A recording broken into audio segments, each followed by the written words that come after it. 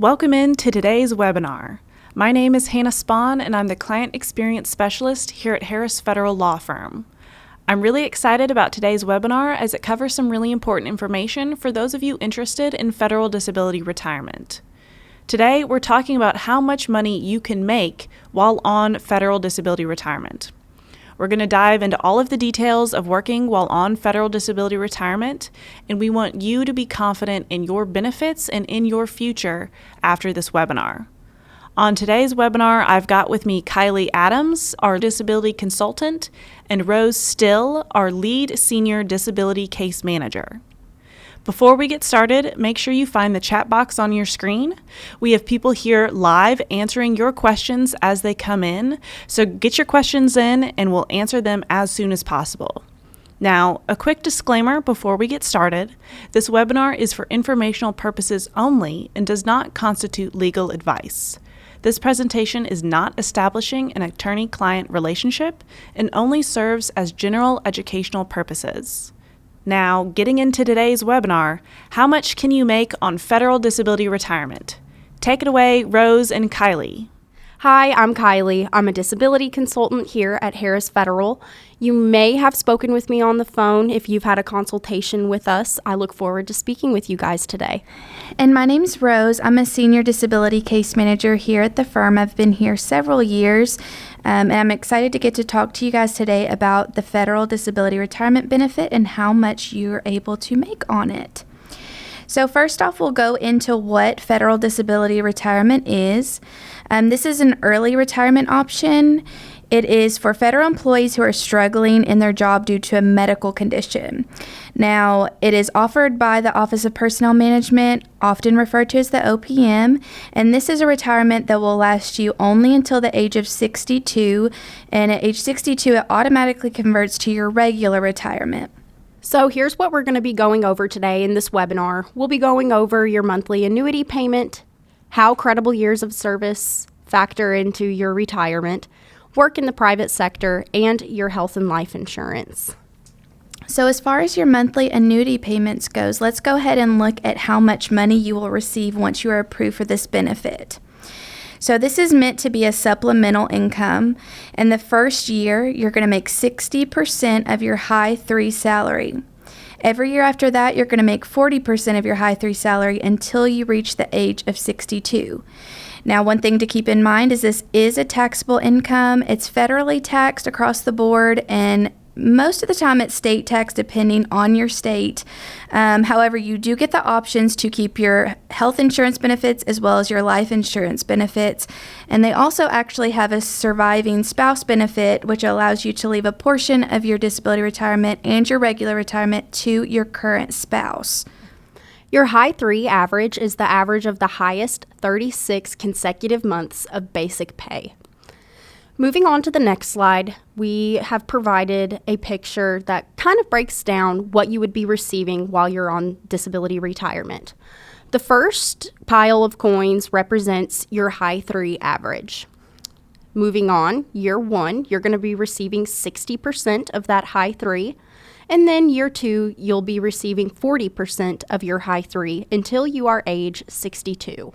As far as creditable years of service go, every year on the disability retirement benefit will count as a creditable year of service. And once you reach the age of 62, all of the years accumulated on disability retirement, as well as the years that you worked, will be added together to factor into your regular retirement annuity payments. This is very important when you're considering what your retirement pension is going to look like, because those extra years of creditable service can play a huge factor in your income amount once you reach that regular retirement age. It's important to keep in mind that federal disability retirement proves that you have an occupational disability. We're not saying you are totally disabled and you can't work again a day in your life. With this benefit, you are able to earn up to 80% of your most previous salary within the federal government, as long as you are not doing anything related to your previous federal government job and you are within your medical restrictions. In fact, many of our clients go on to pursue a different type of employment and start a new chapter with their life. They could be a delivery driver, a customer service assistant, an office assistant, or even a teacher. And one good thing to remember about this benefit is that where you are able to get a job in the private sector, the disability retirement benefit actually allows you to maintain your health insurance and life insurance, which is a big benefit because then you're not having to worry about that with any other job that you choose to take in the future. Let's dive into understanding work in the private sector a little more. As I said earlier, many of our clients have gone and found another job once they are approved for disability retirement. This next slide is going to explain how you can maximize your earning capabilities. To elaborate on what Kylie was talking about, you are able to work in the private sector, but also you're able to earn up to 80% of what your position in which you retired from is currently making.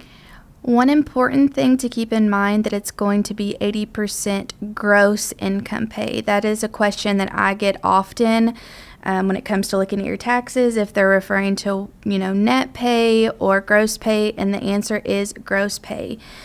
Typically, I will tell my clients to always err on the side of caution with that.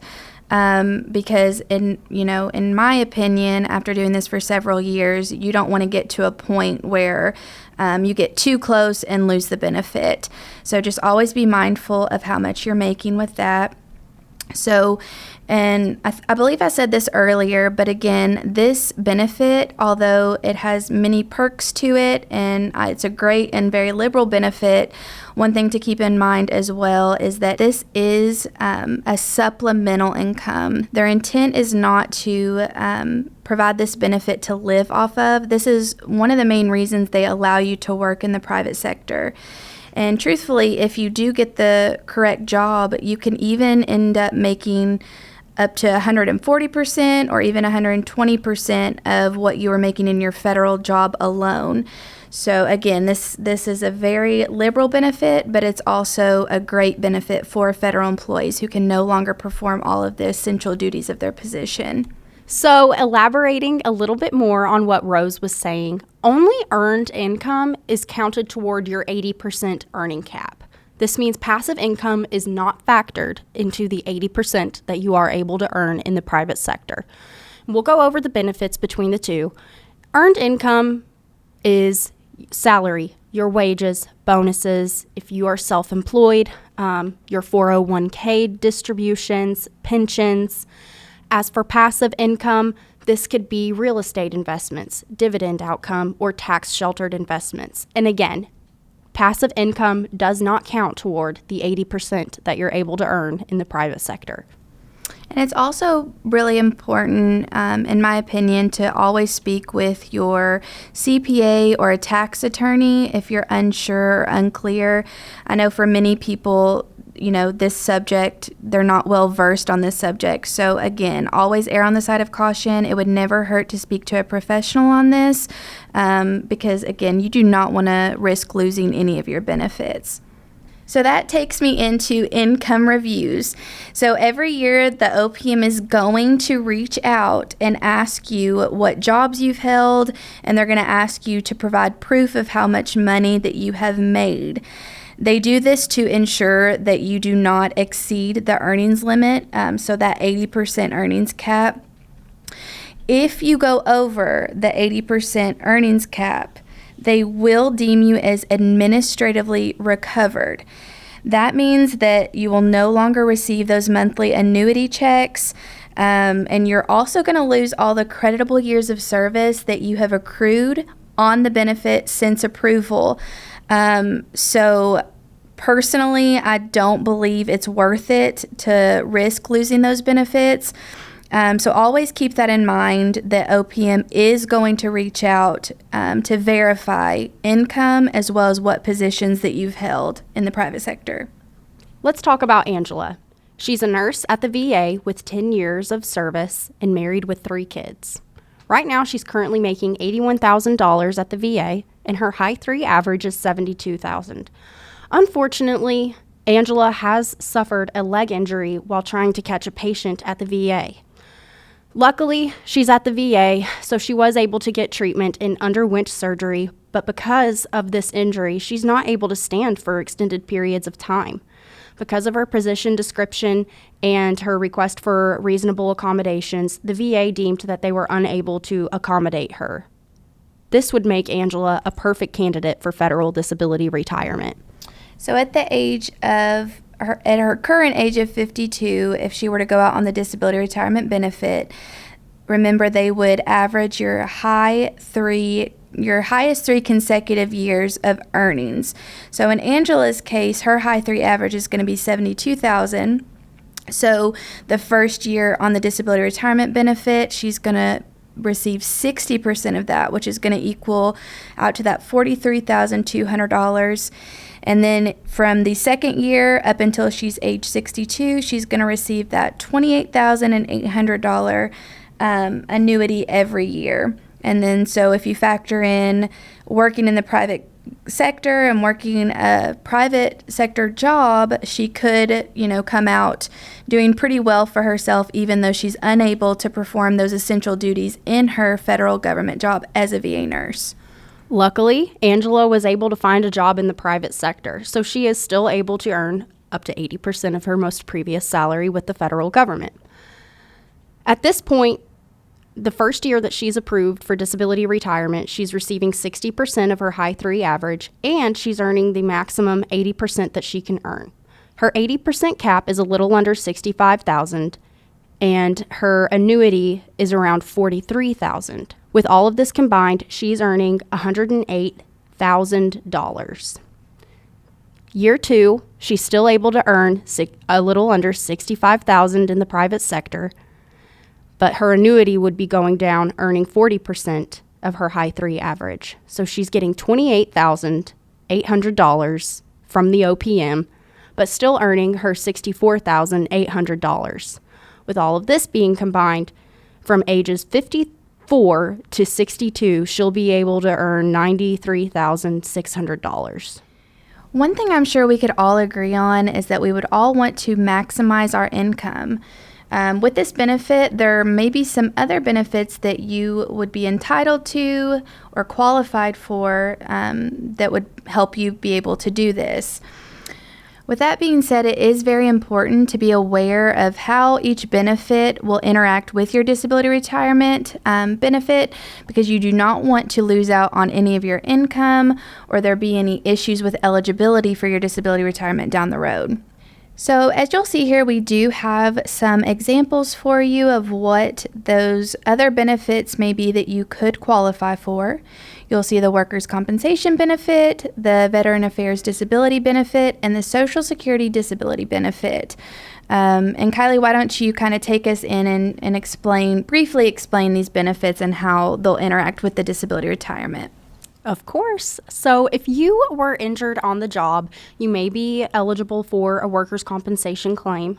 Now, you cannot receive OWCP payments at the same time as federal disability retirement. Now, you can receive a schedule award or have medical coverage while you are approved for disability retirement. Next, if you're a veteran who was injured in the line of duty, you may be eligible for VA disability. You will be able to receive your full VA disability and your full federal disability retirement annuity. There are no offsets between the two. Next is Social Security disability. If your injury or disabling condition is permanent, you might be eligible for this benefit. If you are approved for both Social Security disability and federal disability retirement, there is an offset to the amount of money that you will be receiving from both. It's also to keep in mind that if you are approved for both Social Security disability and federal disability retirement, there is a limit on how much you can earn in the private sector, and it is much less than the 80% that you can earn while on federal disability retirement. I find that the offset between disability retirement and Social Security disability is very confusing for many of my clients, which is understandable. I believe we've actually done past webinars regarding or going over the Social Security disability and disability retirement offset. It would be a great tool and a great resource to watch and really understand that benefit before you dive into if it's right for you. I know Rose and I just discussed a lot, so here's a quick little recap. One of the great benefits of federal disability retirement is the ability to work in the private sector and earn money, although it may not be practical for everyone. Please remember that there is a limit to how much you can earn, and you can also explore other benefits, such as Social Security disability, to maximize your overall income. With all of that being said, Kylie and I would agree that we do not want you to risk your future. Here at Harris Federal, we're here to help you. We've, worked with thousands of federal employees. We've worked with them through the application process. It will take a burden off of your shoulders. Again, this can be a very stressful time in your life. I totally understand that, but we're here to walk with you through that and hopefully gain your confidence that we will be successful and, obtain that approval in the end. This concludes our webinar for today. I've had a great time with Kylie discussing this information and hopefully providing you with tools to make, the appropriate decision for you and your family. Thank you for being here with me today, Kylie. Of course, Rose. Thank you for being here with me as well. We're going to stick around for a couple more minutes. We're here to answer your questions, so we're going to keep the chat open. Please feel free to send any questions our way or give our office a call. Hannah, back to you. Thank you again for joining in on this webinar today. I know this was a lot of information, but we have a ton of resources that you can access on our YouTube channel and on our website to help simplify these benefits a little bit more. The chat is going to be staying open for about 10 more minutes so that we can answer all of your questions. But if we don't get to any of your questions today, please give our office a call to schedule a free consultation. We have consultation specialists who are here, ready, and excited to talk to you about all of your benefits. We host these webinars twice a month, so be sure to check out the schedule on our website and watch any of our previous webinars on our YouTube channel. Thank you again for joining us today. We hope to see you next time.